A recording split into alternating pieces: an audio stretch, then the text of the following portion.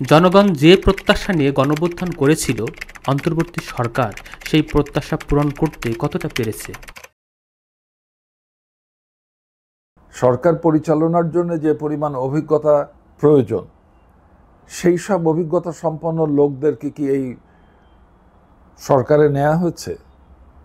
এই সরকারের অধিকাংশ লোক হচ্ছে সিভিল সোসাইটি অথবা এনজিওতে কাজ করা লোক। সো এনজিওদের কার্যকলাপের পদ্ধতি একরকম, আর সরকারের তো এনজিও না, জিও তারা। সো এখানে ডেফিনেটলি কিছু ঝামেলা হচ্ছে।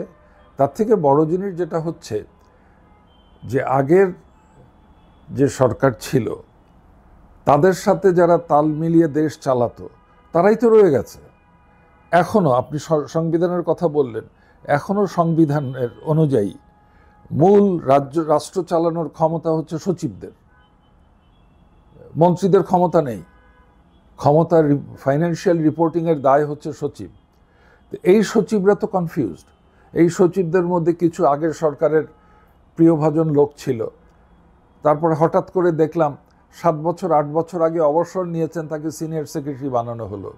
তিনি তো গত 7 বছরে যারা উপরে উঠেছে চাকরিতে তাদেরকে চেনেন না। সরকার পরিচালনাতে একটা টিম ওয়ার্ক দরকার হয়। টিমের উপরে একজনকে ক্যাপ্টেন করা হলো যে প্লেয়ারদেরকে চেনে না।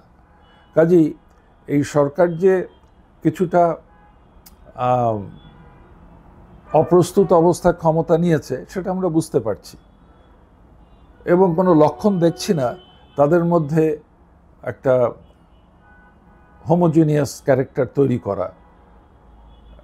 তারা কি নিজেদের মধ্যে কথাবার্তা বলেন? আমি জানি না তো তাদের ওখানে কি হয়।